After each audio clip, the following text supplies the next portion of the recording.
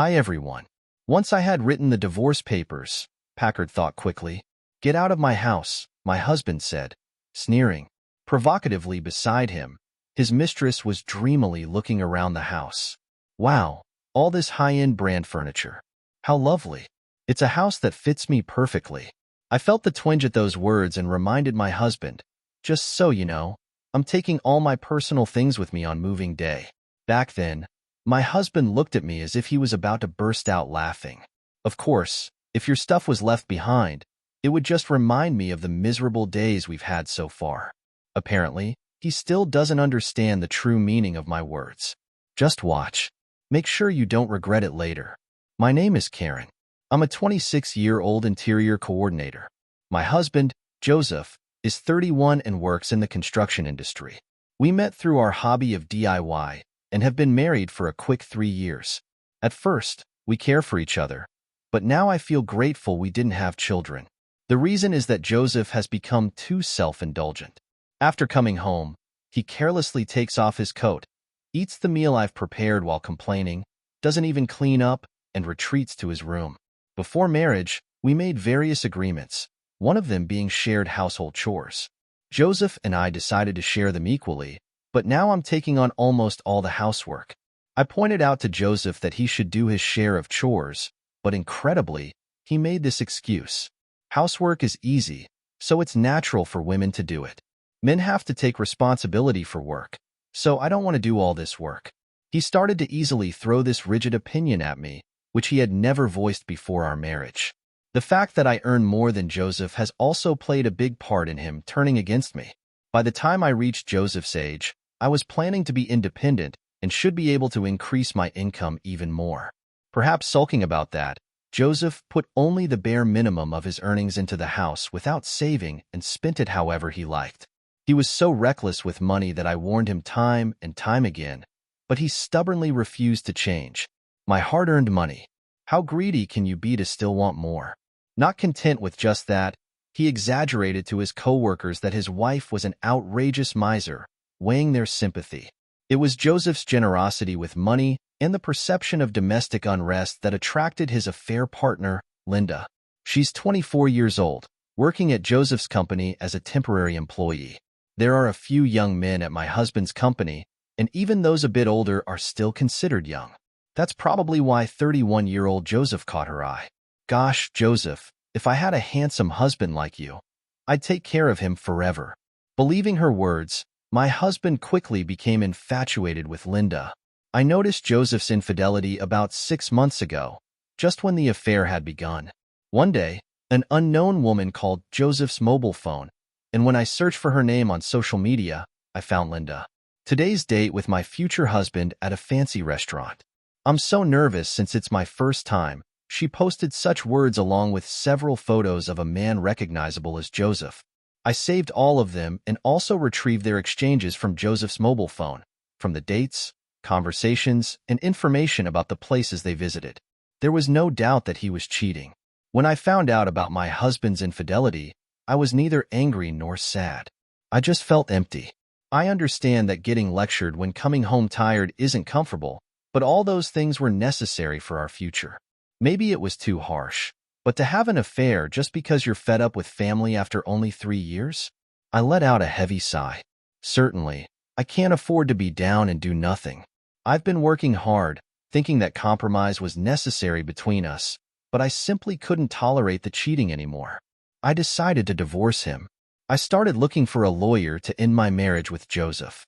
1 month later, on a Saturday, I decided to bring Joseph and Linda together for a discussion. Naturally, they were shocked when I contacted Linda. They probably never thought I would find out about the affair, but perhaps out of joy for the marriage, Linda seemed really thrilled. She neither apologized nor tried to justify the affair. Instead, she immediately said, "Karen, are you really okay with his unprecedented compensation?" "I'm so happy." I calmly replied to her, "That's right. Joseph and I decided before our marriage not to divide our assets." At that moment, Linda held hands with Joseph and celebrated. Yes, Joseph and I had talked beforehand about what would happen if we ever divorced. In exchange for not dividing the assets, the compensation I would receive was also small. I was working too, so I didn't mind that part. But what made me angry was the complete lack of remorse for the adultery. How wonderful to live in such a stylish house, filled with high-end brands. The appliances are the latest too. It's just the perfect house for me. I felt a strange sensation at those words. As I handed over the divorce papers, I confirmed something with Joseph. Even during our marriage, there's no division of the things I bought. I'm taking all my personal belongings with me. You do understand that, right, Joseph? Seemingly not understanding what I meant, Joseph paused for a moment and then spoke. It's obvious your plain clothes and bags wouldn't suit young Linda anyway. I have to buy her better things. If I leave your belongings here, they'll just be a reminder of the painful days we had together. It seemed he misunderstood, thinking I was talking about personal belongings like clothing. It was easier to let him continue thinking that than to start a fight. Tomorrow the movers will take everything, so be prepared. The two of them were already ignoring what I was saying, looking around the house's interior. It seemed Joseph didn't understand the meaning of no division of property, but that's none of my concern. Take a good look while you can. Oh, I can't wait for tomorrow's move. The next morning they came to see me off as if they were hurrying me to leave early. Ignoring them, I waited for the moving company's arrival. Then right on time, a large truck arrived. The workers energetically called out to me, "Thank you for choosing us today. We have another truck waiting nearby, so please don't worry." Linda, with a clouded expression, hesitated as she approached me. "Do you have that many personal belongings?" I held back a laugh and barely managed to answer. The house itself belongs to Joseph, but all the appliances and furniture are mine. That's why I said there will be no division of property, remember? Hearing that, Joseph rushed to me, his face turning bright red. "All the furniture and appliances are mine. They've been in this house for 3 years. Just take your stuff and get out quickly." I had reached my limit and finally burst out laughing. I had a feeling, but he really didn't understand what no division of property meant. And just because it's been in the house for a few years, it's his? You must be joking. Hey, you're not really planning to take everything, are you? Perhaps panicked by my attitude, Joseph lowered his voice to check with me.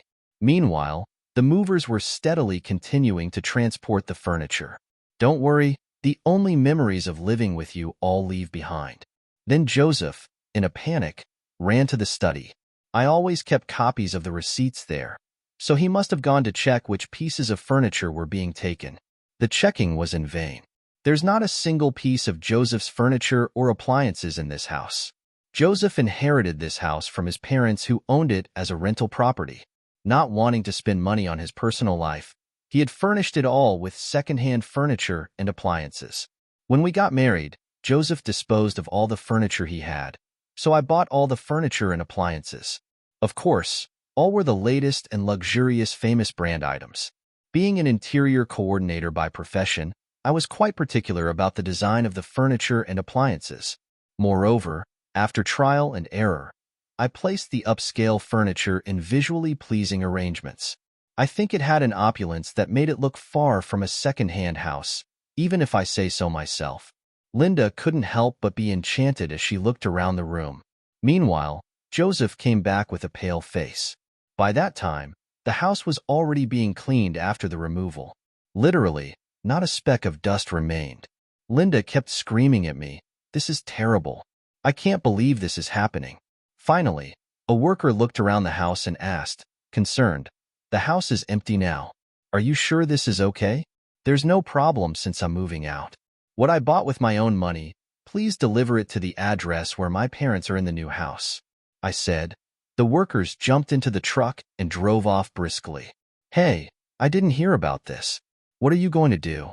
Linda was so angry coming at me again. Just then, a car pulled up from behind and she jumped in alarm. "Wait, who's coming now? What are you plotting?" she demanded, looking utterly bewildered. "Karen, it's been a while. Is it true you're giving me the wallpaper?" A friend of mine emerged from the car. "That's right, the wallpaper too," I said. It had been custom-made by a designer I met through work and I paid for it to be completely replaced. So even the wallpaper was my personal property. Since this type was reusable, a bit of maintenance and resizing would allow it to be used again without any problems. "You're going to peel off the wallpaper too?"